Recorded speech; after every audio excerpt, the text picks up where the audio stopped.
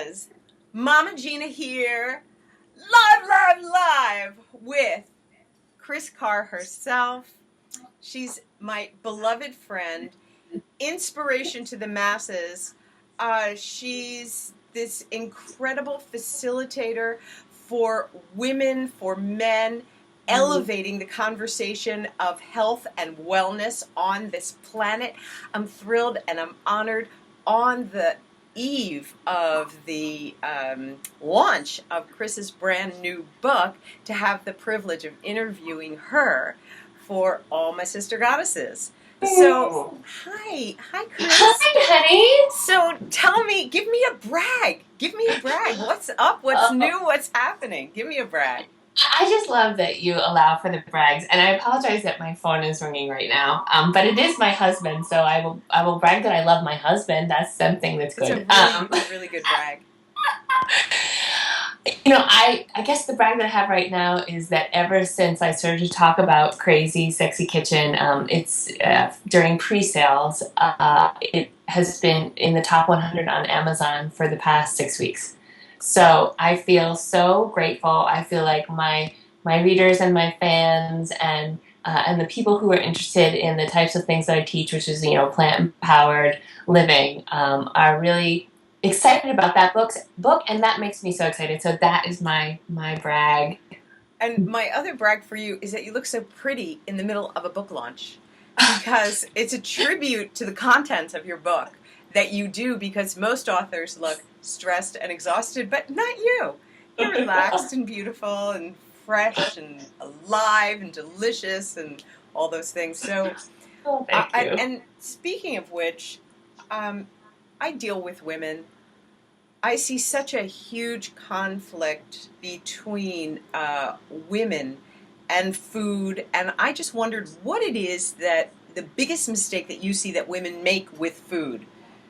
Oh, that's such a good question. I used to have an eating disorder, and I had a lot of issues around food because I grew up as a dancer, and that was my goal, was to move to New York and to perform professionally. And so I was always keeping track of the pounds, and I was always on some sort of crazy diet, and I did not eat well. And I think one of the biggest issues that I face, and I certainly see with the women that I coach and work with, is just stress around food and a fear of food and a fear of nourishing our bodies, but also this the sense that food has the answer. It's either the devil or it's the salvation. And I really believe that when we get our emotional life in order and we deal with the issues that are holding us back, then the food just becomes so simple. And that's usually when we see success with weight loss, right? So I can give you a perfect plan, but for some reason, whatever's going on in your life and in your mind will get in the way of you implementing that plan or that plan sticking. And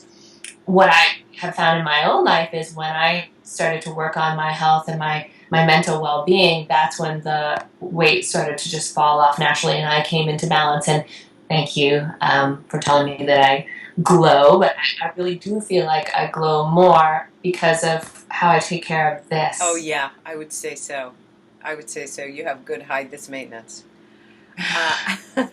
And what is the relationship between food and pleasure, in your opinion?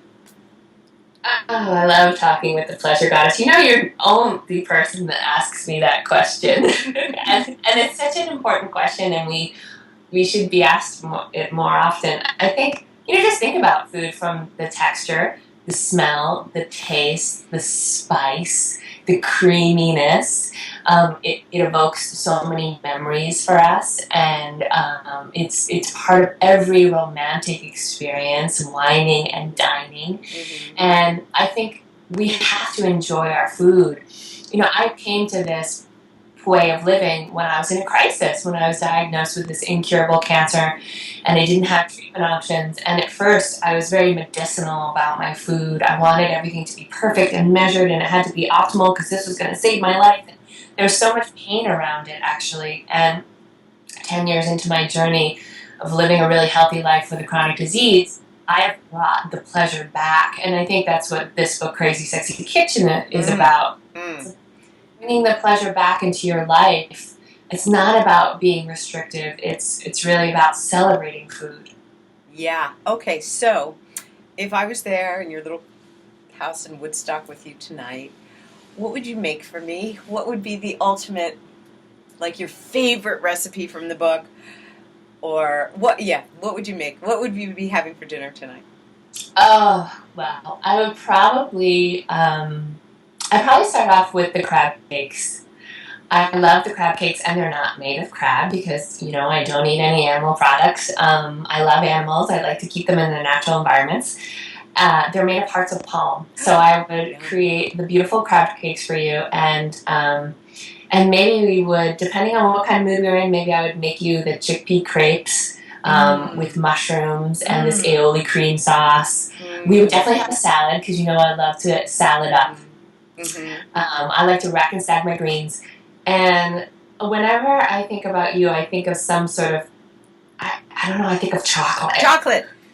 I understand that.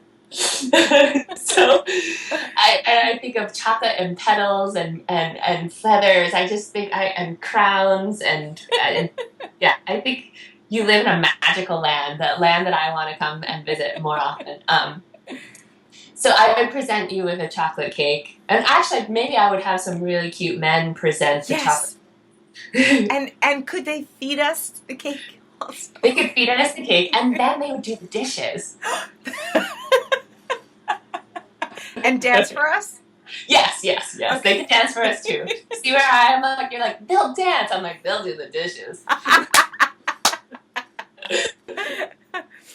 Now, Kris, I already have your other book, so and your movie, everything. I have every. Why do I need this book? Well, first of all, thank you for having my other books. I think Crazy Sexy Diet really describes the philosophy. That was my teaching tool for people. I wanted everybody to understand how to eat better, and not just to eat a plant-based diet or a vegan diet, because there are a lot of ways that you can do that incorrectly. And you know me, I'm not about being rigid. I love everybody. I don't judge.